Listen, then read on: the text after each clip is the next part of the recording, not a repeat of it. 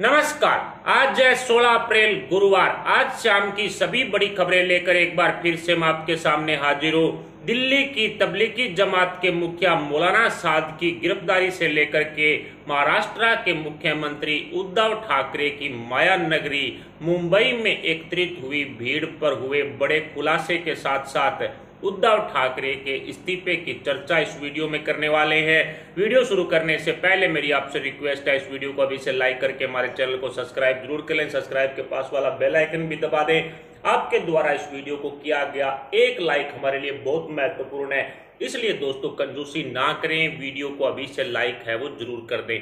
दोस्तों सबसे पहली और सबसे बड़ी खबर निकल कर आ रही है दिल्ली के तबलीगी जमात मौलाना साद को लेकर के। जी हां दोस्तों, इस खबर का पूरा हिंदुस्तान बेसब्री से इंतजार कर रहा था। जिस तरह से सूत्रों से जानकारी मिली है उसके आधार पर कहा जा सकता है कि मौलाना साद अब दिल्ली पुलिस और क्राइम ब्रांच की गिरफ्त में आ चुका है। जी हां दोस्तों, तबलीगी जमात का मुखिया मौलाना साद कहां छिपा हुआ है, इसकी जानकारी दिल्ली पुलिस और क्राइम ब्रांच को मिल चुकी है। सूत्रों से जो जानकारी मिल रही है, जो हमारे सोर्सेस बता रहे हैं, वो यही बता रही हैं कि मौलाना साद जल्द ही दिल्ली पुलिस की गिरफ्त में होगा। जिस तरह से दिल्ली पुलिस क्राइम ब्रांच ने प्रोफेशनल किलर मौलाना साद को ढूंढ निकाला है और पूरा हिंदुस्तान इस खबर का इंतजार भी कर रहा था। दिल्ली के वेस्ट जाकिर नगर के अंदर अपने एक साधु के यहाँ वो रुका हुआ था। जी हाँ दोस्तों, एक वहां पर मस्जिद है, अबू बकर मस्जिद के पास साधु के घर में वो वहां पर छिपा हुआ था।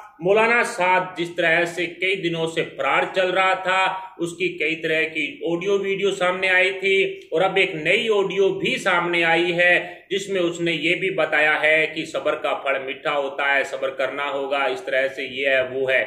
यानी कि उसने तबलीगी जमात जो छिपे हुए हैं उनको बाहर निकलने पर किसी तरह का संदेश नहीं दिया, लेकिन उन जमातियों को सब्र के बारे में कुछ जरूर बोला है। लेकिन अब मौलाना साद एक प्रोफेशनल किलर, सुपारी किलर, जो मौलाना साद का खात्मा होता हुआ नजर आ रहा है। दिल्ली पुलिस और क्राइम ब्रांच की गिरफ्त में जल्द ही वो होगा। जिस तरह से सूत्रों से जानकारी मिली है कि वो मौलाना साद अपने साधु के यहाँ जाकिर नगर इलाके के अंदर छिपा हुआ है, एक मस्जिद के पास उसके साधु का घर है और उसी में मौलाना साद के छिपे होने की आशंका है वो जताई जा रही है।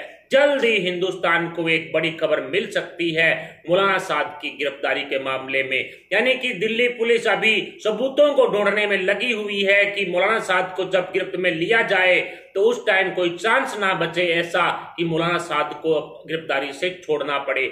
इसलिए शायद दिल्ली पुलिस इस क्वारंटाइन समय के चलते थोड़ा लेट होती हुई नजर आ रही है। लेकिन बड़ी खबर आज की यही कि मौलाना साद जल्द ही दिल्ली पुलिस और क्राइम ब्रांच की गिरफ्त में होने वाला है। अगली बड़ी खबर की तरफ बढ़े तो वामपंथी कबूतरों ने आज फिर चीन को आर्थिक फायदा पहुंचाने के लिए प्रेस कॉन्फ्रेंस की है। जी हां दोस्तों, टेस्टिंग किट वगैरह, मास्क वगैरह, पीपी किट वगैरह, इसके अलावा अन्य भी मेडिकल सामान की हिंदुस्तान में मांग बढ़ाने की कोशिश इन वामपंथी लोगों द्वारा की गई है।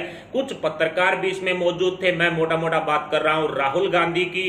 ये चीन के प्रोपेगेंडे के साथ एक तरह से उनका सहयोग कर रहे हैं, चीन की अर्थव्यवस्था को सहयोग करने का काम कर रहे हैं। इस तरह का मैसेज जनता में भेजा जा रहा है कि हमारे पास किसी तरह की टेस्ट किट की कमी है, पीपी किट की कमी है, वेंटिलेटर की कमी है, मास्क की कमी है। और ऐसे में इस तरह का दबाव बना करके भारत सरकार से चीन से ज्यादा जो मेडिकल सामान खरीदने के लिए फोर्स किया जा रहा है। ऐसे में ये कहना गलत नहीं होगा कि राहुल गांधी ने एक तरह से चाइना का साथ देने का काम किया है। वहीं दूसरी तरफ एक सवाल पर राहुल गांधी है वो फंस गए। उस सवाल का जवाब जहां गहलोत सरकार का, कैप्टन सरकार का, महाराष्ट्र की उद्धव सरकार की तारीफ करने का जवाब था, वहां पर एक तरह से राहुल गांधी ने यूपी के सीएम योगी आदित्यनाथ की तारीफ कर दी, जिसके बाद बाकी कांग्रेसी नेता है वो बिगड़ गए।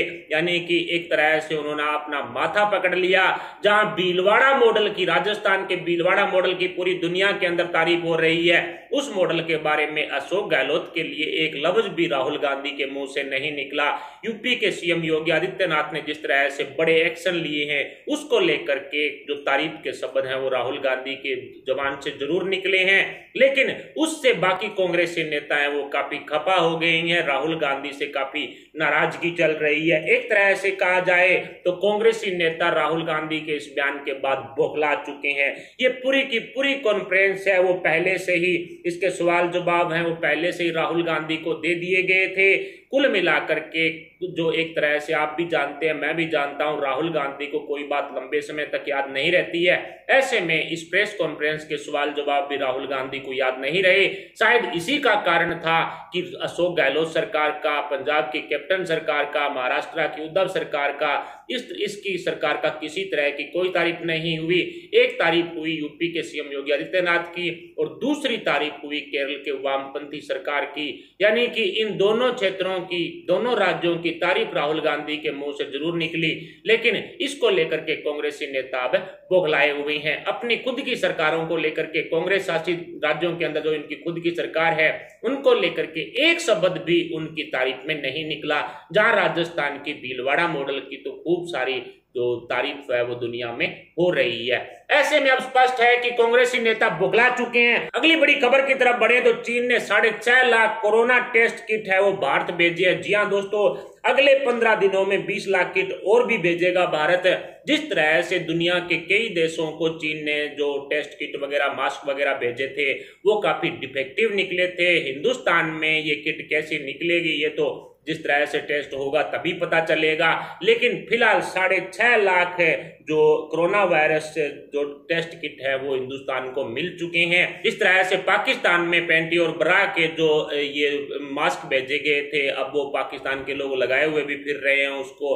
उस तरह से क्या डिफेक्टिव माल हिंदुस्तान के जो किटों को भी निकलेगा, इस मेडिकल का जो सामान भेजा जा रहा है चीन की तरफ से हिंदुस्तान को, क्या वो डिफेक्टिव निकलेगा, इसकी जांच के बाद ही बड़ा खुलासा है वो हो सकता है। और अगले 15 दिनों के अंदर 20 लाख नए किट और भेजने का जो चाइना ने वादा किया और कुल मिलाकर के अगले 15 दिनों में नए जो 20 लाख किट हैं वो भारत को मिलेंगे। अगली बड़ी खबर की तरफ बढ़े तो यूपी के मुरादाबाद की घटना में योगी सरकार ने बड़ा एक्शन लेते हुए 21 लोगों को गिरफ्तार कर लिया है। 200 लोगों पर मुकदमा दर्ज कर लिया गया है, उन पर रासुका लगाई गई है और अन्य कई धाराओं के साथ ये मुकदमा है वो दर्ज कर लिया गया है।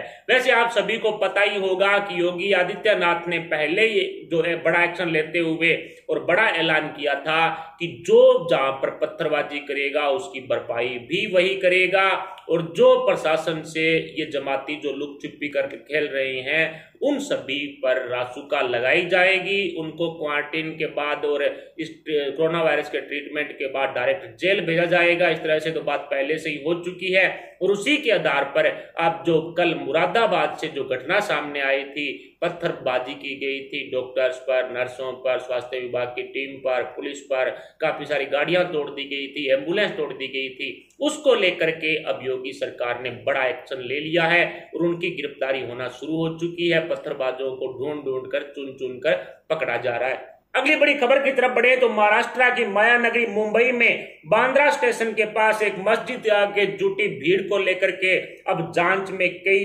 चौंकाने वाले खुलासे होने शुरू हो चुके हैं। जी हां दोस्तों, जिस तरह से कई तरह की वीडियो सामने आई थी उसमें बोला जा रहा था कि आपको सरकार से जो खाने पीने की समस्या है ऐसी कुछ बात नहीं करनी है, आपको अपने घर वापस लौटने की बात करनी है।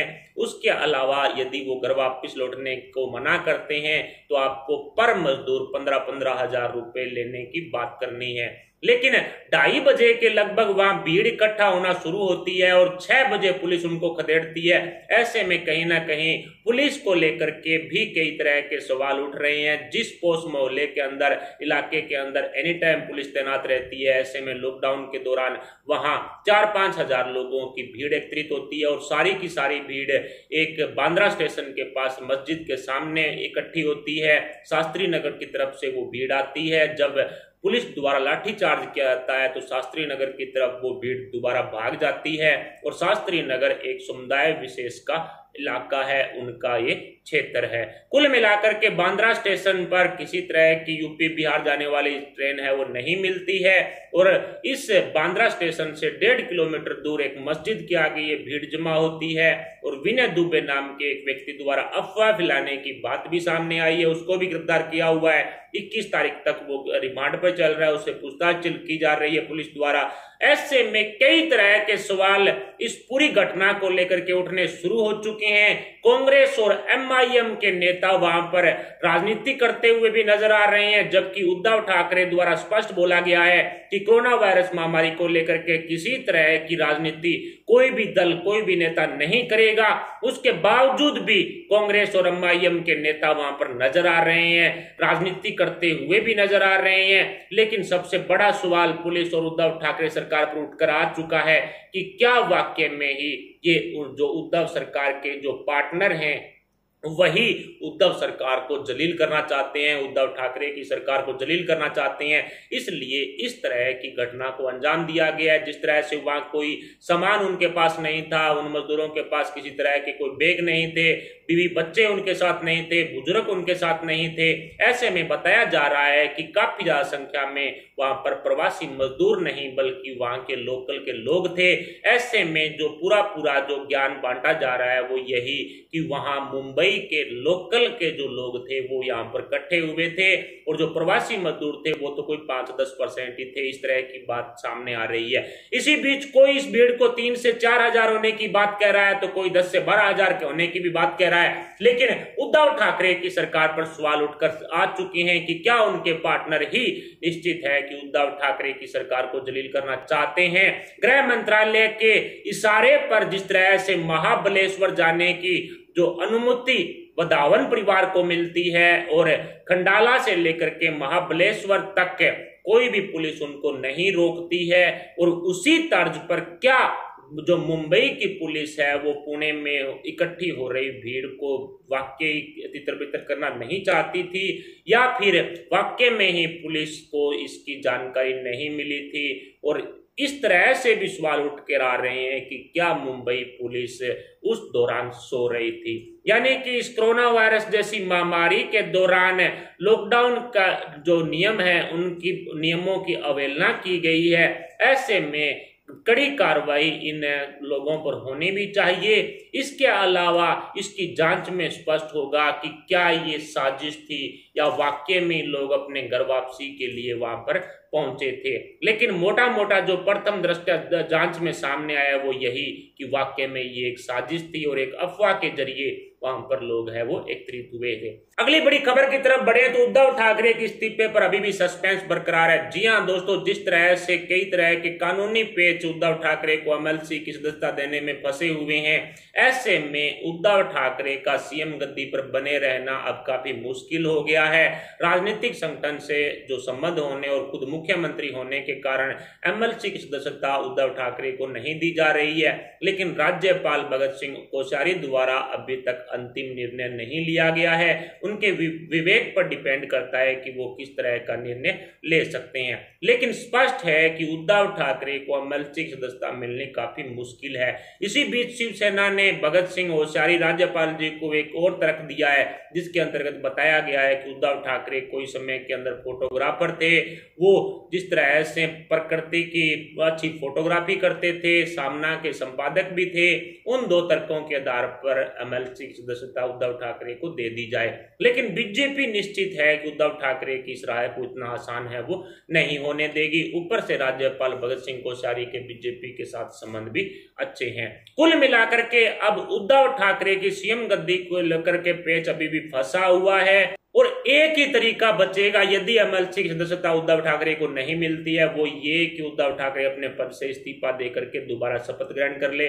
28 मई को उनका कार्यकाल खत्म होने जा रहा है। वैसे लॉकडाउन 3 मई तक है, हो सकता है कोरोना वायरस जैसी महामारी पर किसी तरह का जो इस पर जो काबू पा लिया जाए, जिसकी वजह से लॉकडाउन की अवधि आगे ना भी बढ़े। ऐसे में चुनाव भी हो सकते हैं, लेकिन चुनाव होने के चांसेस हैं वो काफी कम है। ऐसे में उद्धव ठाकरे को अपने पद से इस्तीफा देकर के दोबारा शपथ ग्रहण करना होगा यदि सीएम गद्दी पर बने रहना है। लेकिन ये भी संभव नहीं है, क्योंकि लॉकडाउन के दौरान ये भी नहीं हो सकता। कोरोना वायरस जैसी महामारी के दौरान भीड़ एकत्रित है वो नहीं की जा सकती है। लेकिन जिस तरह से भारतीय जनता पार्टी के देवेंद्र फडणवीस ने अजित पवार के साथ सरकार बनाई थी 60 से 70 घंटों की, उस टाइम भी अजित पवार और देवेंद्र फडणवीस दो ही लोग थे राज्यपाल के पास, इसके अलावा और कोई नहीं था। ऐसे में जिस तरह से सीएम उद्धव ठाकरे भी सीएम पद की शपथ ग्रहण है वो ले सकते हैं। लेकिन 28 मई को ही क्लियर हो पाएगा कि उद्धव ठाकरे अपने कौन से पत्ते खोलकर सामने रखते हैं। फिलहाल इन सभी खबरों पर आपके क्या विचार, आप अपने विचार में कमेंट बॉक्स में बता सकते हैं। साथ ही वीडियो को लाइक जरूर कर दीजिएगा। अभी के लिए इतना ही, मिलते हैं अगले वीडियो, अगले अपडेट के साथ। तब तक के लिए जय हिंद, जय भारत।